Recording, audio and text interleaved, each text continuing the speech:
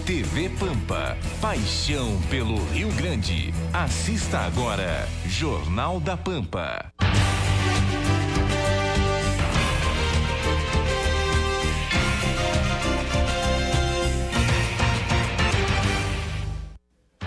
Boa noite, o Jornal da Pampa está no ar. E foi cumprida hoje uma reintegração de posse em uma área invadida em São Leopoldo, no Vale dos Sinos. A operação contou com policiais de vários municípios.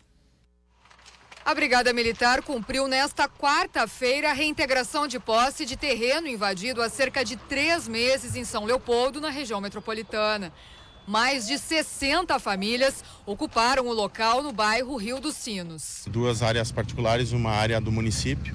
Nós tivemos um contingente de 70 policiais militares, mais apoio de outras instituições, inclusive o Corpo de Bombeiros, o Conselho Tutelar, com reforço de policiais de Novo Hamburgo, Sapiranga e também do 4º Regimento de Porto Alegre.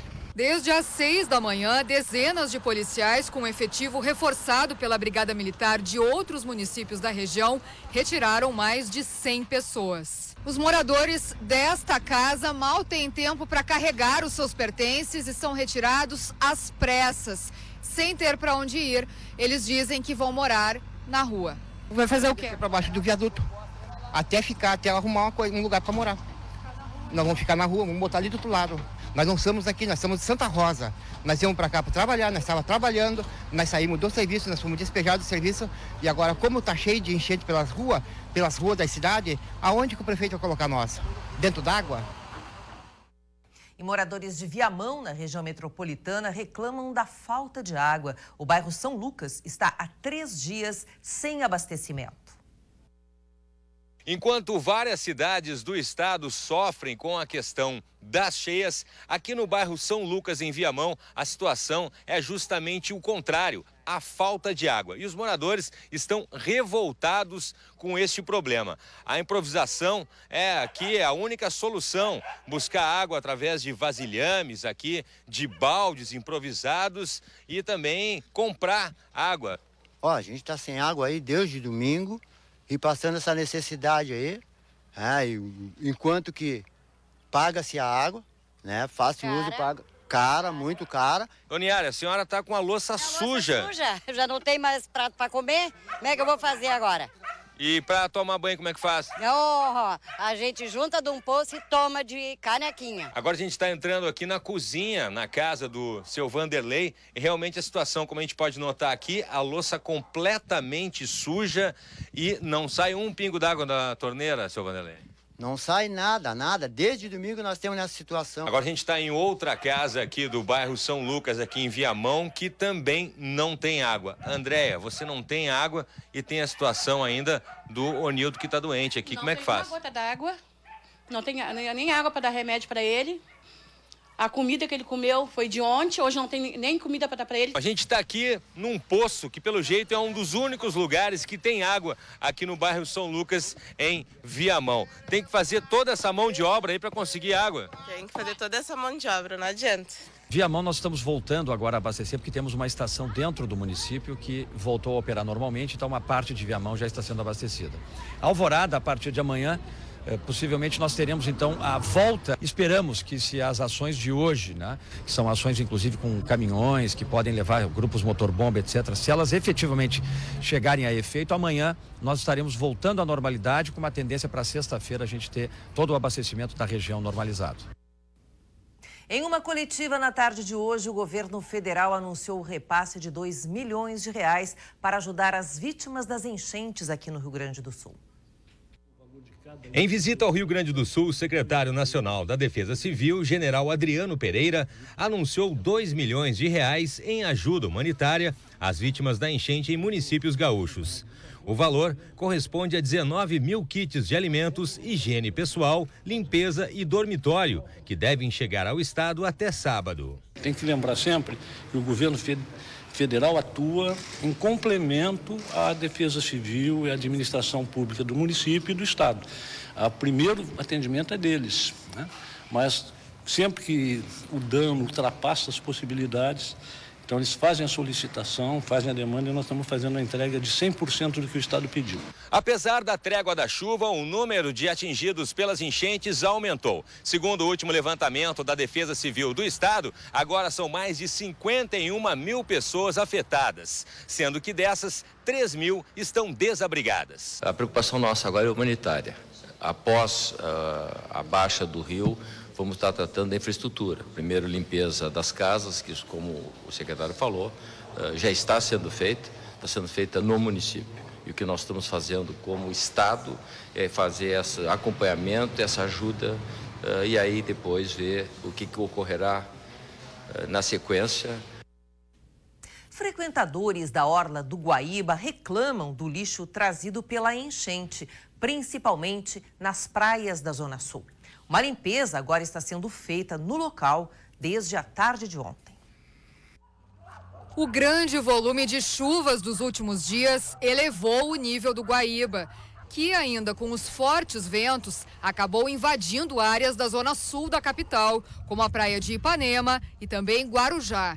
E com isso, galhos, objetos como garrafas e muito lixo tomaram conta da areia e até de partes do calçadão. Arrebentou o calçadão de Ipanema e arrebentou inclusive o calçamento e os bancos.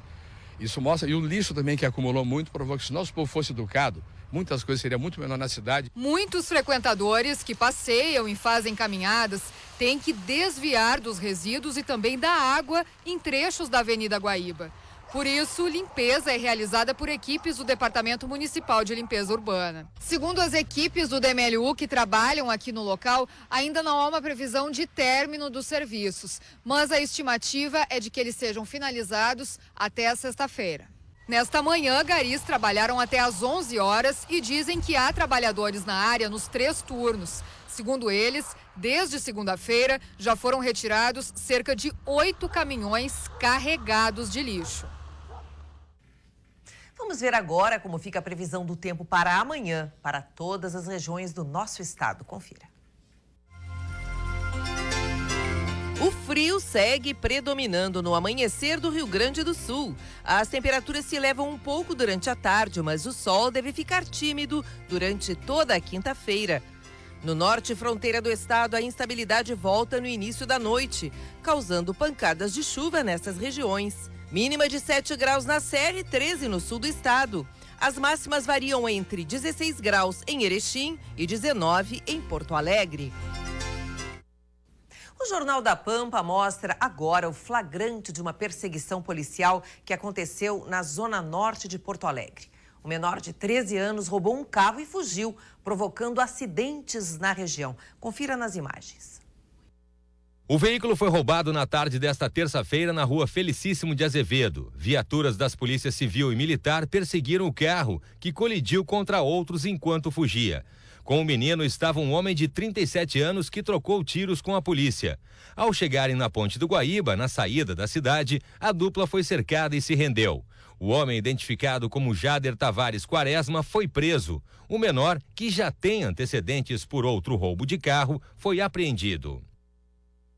E uma ação do Departamento Estadual de Investigações do Narcotráfico, DENARC, resultou na prisão de um homem por tráfico de drogas nesta madrugada na zona sul de Porto Alegre.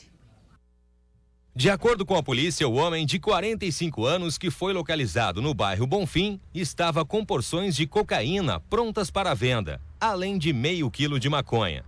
O suspeito, que já tem antecedentes por tráfico de drogas, foi encaminhado ao Presídio Central. Um fato que vem preocupando a Brigada Militar. As ocorrências de posse de entorpecentes, que é quando as pessoas são flagradas portando drogas, aumentaram em 200% nos primeiros 6 meses do ano em Ijuí, na região noroeste do estado. Tijolos de maconha apreendidos em uma bolsa de mulher, comercialização de drogas para menores de idade e até pequenas quantidades sendo produzidas em casa. E desde o começo do ano, essas ocorrências se tornaram mais frequentes em Ijuí. De janeiro a junho, a Brigada Militar flagrou 70 pessoas de posse de drogas, enquanto neste mesmo período, mas no ano passado, foram 22 pessoas. Preocupa a comunidade? Sim, preocupa. Rapazes jovens tomam droga e coisa, né? Insegurança, né? pessoas se sentem seguras, né? Com isso aí, preocupa muito, né? Por causa que a juventude, né, se perdendo, né? Segundo a Brigada Militar, a elevação nos números é explicado pelas abordagens que aumentaram nos últimos meses. Ele é preocupante porque ele traz um problema que está intrínseco na nossa sociedade, que é o aumento de consumo de substâncias que causam dependência química. Isso nos preocupa como sociedade, como polícia. E nós, como policiais e como polícia, temos que reprimir. E o trabalho da Brigada Militar tem contado com uma ajuda muito importante. São as denúncias anônimas. A partir delas, chegam informações de pontos de comercialização de drogas aqui no município, o que contribui para ações de planejamento da corporação. O trabalho do policiamento comunitário instalado neste ano também contribui para combater a criminalidade. Se nós direcionarmos as nossas forças, se nós direcionarmos o nosso trabalho para coibir o tráfico de drogas, certamente nós vamos estar reprimindo os crimes patrimoniais. Já na zona sul do estado, uma ação da Polícia Civil apreendeu 1 quilo de maconha e R$6 mil em dinheiro. Foi nesta tarde na cidade de Pelotas. A droga e o dinheiro estavam com estes dois homens de Novo Hamburgo em um compartimento falso deste automóvel com placas de Canoas. No momento da prisão, os dois suspeitos disseram à polícia que estavam a passeio em Pelotas e não sabiam qual era a origem do entorpecente. A polícia localizou os dois homens em um quarto de motel na zona norte aqui do município. Eles foram ouvidos aqui na sede da Polícia Civil e foram encaminhados para o Presídio Regional de Pelotas sob acusação de tráfico de drogas. Ainda em Pelotas, câmeras de segurança de um supermercado flagraram um criminoso invadindo o estabelecimento. Veja agora. Nestas imagens podemos ver o bandido caminhando dentro do supermercado, localizado no bairro Fragata, antes de praticar o assalto. Neste outro ângulo, o bandido aparece rendendo duas funcionárias. Após ameaçá-las, o homem pega o dinheiro e foge do local. Em 2 meses, este foi o terceiro assalto contra este estabelecimento comercial. Os agentes aqui da delegacia especializada em roubos, que são responsáveis pelas investigações, apuraram também que o homem é foragido do sistema prisional aqui de Pelotas. E ele é responsável também em assaltar mais 2 postos de gasolina.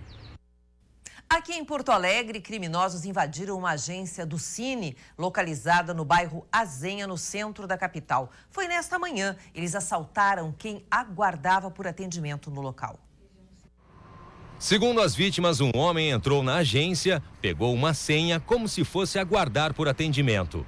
Em seguida, ele saiu e retornou com um comparsa. A dupla, que estava armada, fechou a porta e roubou carteiras e celulares de cerca de 20 pessoas que estavam no local. Os criminosos conseguiram fugir em um carro. Chegou a hora do esporte aqui no Jornal da Pampa. Em uma partida cheia de emoções e decidida nos pênaltis, o Grêmio conquistou vaga nas oitavas de final da Copa do Brasil na noite desta terça-feira contra o Criciúma no Heriberto Ilsen. Uma partida com direito à camiseta rasgada, jogador sem chuteira e uma boa dose de sofrimento para a torcida tricolor. O gol da equipe de Roger Machado saiu dos pés de Pedro Rocha no primeiro tempo.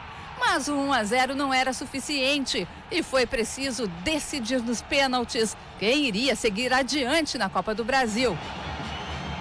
No entanto, a noite era de Marcelo Groi e foi o goleiro gremista quem brilhou e garantiu a classificação do time às oitavas de final da competição, defendendo 2 pênaltis. Logo mais às 10 da noite, o Internacional enfrenta o Tigres do Inferno Amarelo para tentar seguir adiante no sonho do tricampeonato da América. Caso o Colorado passe, irá enfrentar os argentinos do River Plate. Mesmo com a vantagem, o Colorado não vai enfrentar somente a fúria do Tigres. O Inter encara também uma torcida apaixonada, que garantiu que 42 mil ingressos fossem vendidos antecipadamente.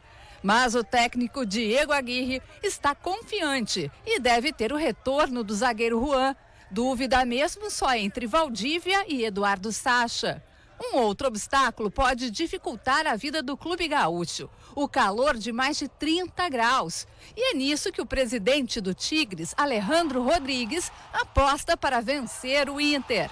Essa semifinal será quente e não é só pelo termômetro em Monte Rei. E o Jornal da Pampa de hoje fica por aqui. Nós voltamos amanhã. Uma ótima tarde para você. Até lá.